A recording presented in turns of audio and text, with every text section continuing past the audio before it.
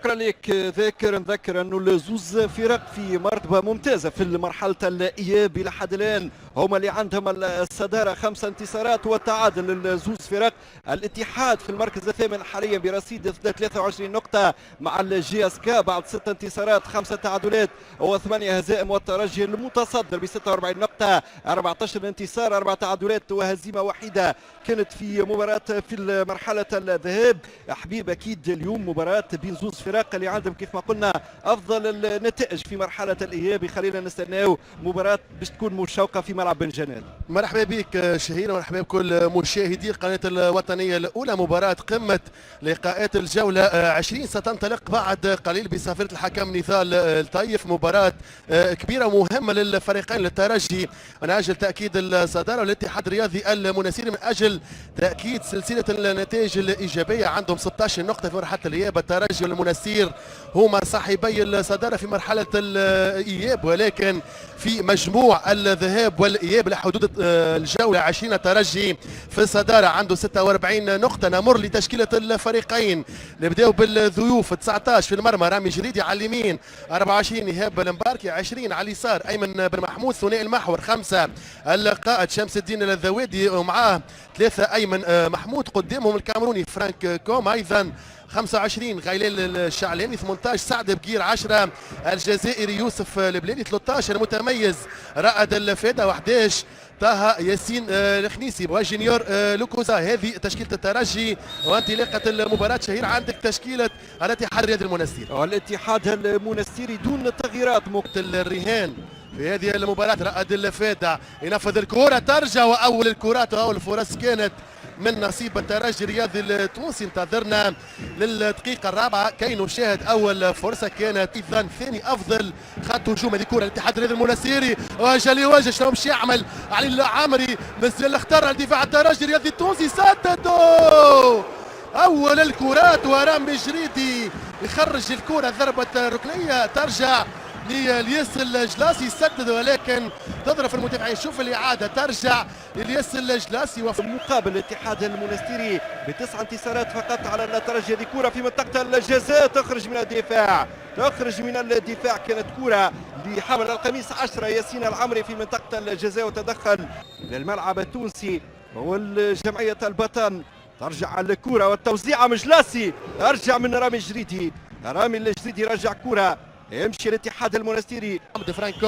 فرانك كوم بين 3 ملاعبيه، التمرير سليم، الكرة تبقى لصالح الترجي الرياضي التونسي وخروج الحارس محمد علي جراد، ثم الدفاع الترجي يرد على الكرات الأخيرة للاتحاد الرياضي المنستيري. يتماس للترجي الرياضي التونسي، الكرة تلعب بسرعة في اتجاه سعد بقير لكن متفتن دفاع الاتحاد الرياضي المنستيري. يرغب الحارس رامي جديدي، خليه تخرج رمية 6 امتار بالرمضان، يوزع الكرة. هذه كرة ياسين العمري، يرجع فما العزيز الشتيوي يسدد ولكنها مشيت بعيدة على مرمى الحارس رامي الجريدي. تتكثف العمليات الهجومية أمامكم. التماس يوسف البليلي يعمل المراوغة، الجزائري يوسف البليلي، هذه خطيرة، البليلي وزع الكرة، كاد يكون الهدف.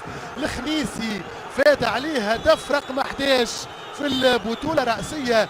نفس العمليات، ثنائي قوة الضربة. هذه الإعادة البليلي ما تخرجش الكرة، الفنيات موجودة، الفرجة مضمونة من البليلي والتوزيع الخنيسي بالراس، ولكن الكرة تخطئ شباك الحارس محمد علي جراد. شوف الإعادة ما خرجتش بأكملها الكرة، والحكم محق في قرار يوسف البليلي. الاستماتة من ظهير ايسر الترجي، تعود الكرة والمخالفة لا يعطي الاسبقية الحكم. كرة داخل منطقة الجزاء للخنيسي، يصوب الكرة، ترجع من عامر العمراني.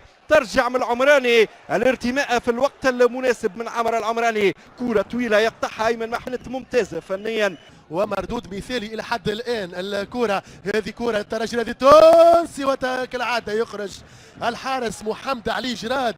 التوزيع وكل الكرات الاقرب للتنفيذ. وصلنا لمطلع دقيقه 37. الياس جلاسي يسدد الكره في 90 على القايم. ما الكرة للاتحاد الرياضي المنستيري مباغته من جهة الحارس، يعني ما مرتش فوق جدار المدافعين. شوف تضرب دقيقة، تضرب في ال90. شوف الياس جلاسي، ولكن الحظ ما يرد الكرة ليوسف البلالي. وزع الكرة ترجع من الدفاع وكاد يكون الهدف. رائد الفاتح بالراس ملا البلالي، كل الكرات وكل الاسيست والتمريرات من عند جزائر الترجي. يوسف البلالي، شوف الإعادة، شوف الفنيات. الياس الجلاسي، التنفيذ من الياس الجلاسي، يرفع كرة كالعادة بالراس والهدف الأول. الهدف الأول، ولا الراية موجودة، الراية موجودة وهدف أبيض. الهدف مرفوض من علي العمري، هدف مرفوض من علي العمري في توقيت 43 دقيقة لعب. يرفع الراية المساعد الثاني محمد مزيد، وزائد يعني اللي صاير من جمهور الاتحاد. هذه الكرة والإعادة الفينيش من ملاعبية الاتحاد الرياضي المنستيري، ولكن الحقيقة تسلل موجود. شوف الاحتجاجات ربما من جماهير الاتحاد الرياضي. تبقى الكرة هذه خطيرة على اليمين، التوزيع في القائم الثاني خطيرة للترجي، كاد يكون الهدف. والحارس مستفيق محمد علي جراد، كانت توزيعة من إيهاب المباركي راجعة، وهجوم الترجي لم يتعامل كما يجب مع الكرة الأخيرة وضيع فرصة على هجوم الترجي. هذه الإعادة، شوف المراقة والتوزيع، ما فماش تسلل بالفعل، ما فماش تسلل. الكرة من حمد الهوني، ولكن خيران الشعلالي أسبق منه الحارس محمد علي جراد لتبقى نتيجة متعادلة 0-0 بين الفريقين، بين الاتحاد والترجي الرياضي التونسي، بين رائد الفاتحة وايضا المنستيري. العودة للخلف في وسط الميدان، كرة دائما زرقاء وبيضاء للاتحاد. التوزيع في منطقة الجزاء، يمشي العمري يصوب الكرة، كابو يصوب الكرة فوق مرمى الحارس رامي الجريدي. امامكم على الصورة اللعبة القصيرة المكي رفيق كابو بعد كرة، والكنترول كان ممتاز، والاسيست من علي العمري. هذه الإعادة توزيع انطلقت. الدفع الأول على كل الكرة المخالفة للترجي الرياضي التونسي في القائمة الثاني، يمشي خارج الكرة المدافع شمس الدين الذواتي إلى رمية 6 أمتار أمامكم. المرحلة الأولى ثم يمرر لزياد المشموم. الكرة في القائمة الثاني، هذه خطيرة على الدفاع الترجي الرياضي التونسي، سدد وتألق الحارس رامي الجريدي. تسديدة وعملية مثالية، والتسديد كان من الياس الجلاسي، انطلقت من رفيق كابو. شوف على تمرير مشتي، ولكن فعل الاتحاد مستفيق. سعد بقير، سعد على الكرة، يرجع للخلف وين موجود يوسف البلالي. التمرير ممتاز، هذه كرة للترجي. الهوني، حمد الهوني الليبي يسجل للترجي كرة مثالية من المباركي. التوزيع والهوني يقول هاني موجود هوني، ويسجل الهدف الأول. كانت مثالية للترجي الرياضي التونسي، والجماهير الاتحاد الرياضي المنستيري تصفق لهذا الهدف او لفريقها من اجل العوده في المباراه. تمريره ممتازه من يوسف البلالي في اتجاه ايهاب المباركي، ويوزع ارضيه في اتجاه الهوني البديل ويسجل ويباغت. هذه الاعاده في دقيقه 13 من الشوط الثاني. شوف التمرير كان مثالي دقيق، وحمد الهوني سدد. تعود الكرة مقطوعة من البلالي، ممتاز في دائرة وسط الميدان، يصوب الكرة تتعدى قريبة من مرمى الحارس محمد علي جراد. يسرع الاتحاد المنستيري في ارجاع الكرة. فهمي بن رمضان، طويل التماس فوق الجميع، يسعد دفاع الترجي الرياضي التونسي. هذه كرة الاتحاد، كاد يكون التعادل، يخرج من خلف المدافعين ويسدد، وفرصة خطيرة للاتحاد الرياضي المنستيري. نسق جنوني في هذه المباراة. شهادة الإعادة ترجع من سعد بكير، يمشي العمري، والأخير ما عندوش الفينيش حسام الدين الزديري يسدد. 0 للضيوف للترجي، والركنية للاتحاد الرياضي المنستيري. هذه كرة كاد يكون التعادل، فرصة للاتحاد. الاتحاد خطير، الاتحاد في زوز مناسبات كاد يعدل النتيجة خلتها في الشباك. شوف الإعادة، التوزيع ويرتقي فوق الجميع والكرة تخطى.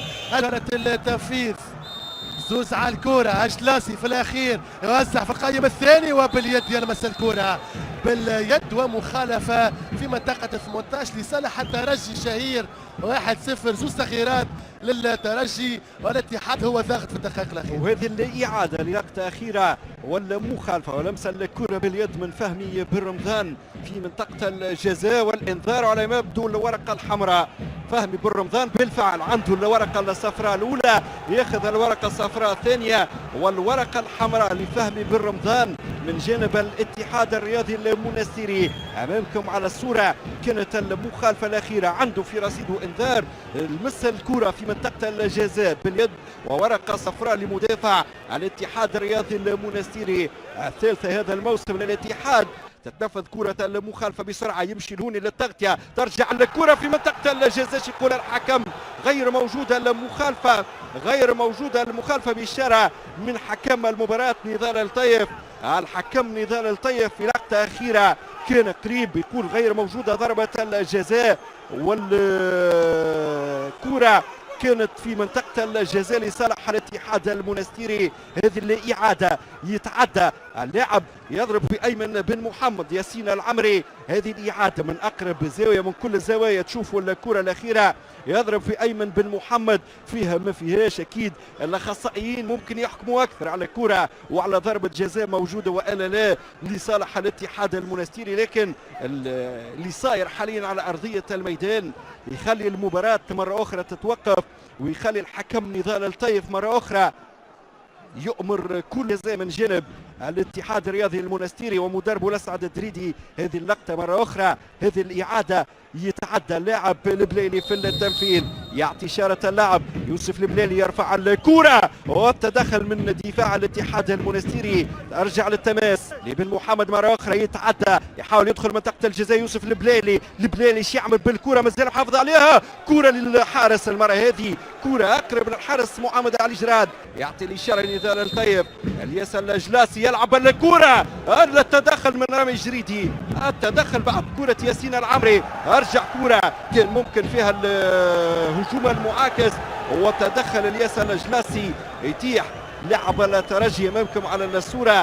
ان شاء الله السلامات لكل لاعبين رائد الكابوني. جوان لونجولو ما ياخذ مكان ياسين العمري. الكرة والمخالفة للاتحاد الرياضي المنستيري، هذه كرة بالراس ولكن سهلة في دين الحارس رامي الجريدي. امامكم على الصورة نقولوا ما يرجع لفادي، التوزيع في اتجاه كابو، كابو يسدد الكرة، يسدد وترجع في دين الحارس رامي الجريدي، وكانت مساندة دفاعية من لاعب حسام الدين في شباك المتصدر الترجي. أجلاسي على الكرة، ينفذ الكرة، ترجع من دفاع الترجي الرياضي التونسي من يوسف البليلي. في هذه الآونة بالضبط الحكم نضال الطيف يعلن نهاية المباراة بانتصار الترجي الرياضي التونسي على حساب الاتحاد الرياضي المنستيري بانتصار النادي الصفاقسي. حافظ على نفس الفارق شهير 9 نقاط، لكن الترجي يزيد 3 نقاط يصبح ب 49 نقطة في الصدارة. في المقابل الاتحاد المنستيري يتجمد الرصيد نتاعو في المركز الثامن ب 23 نقطة، وهذا من حبوه شهير التصفيق.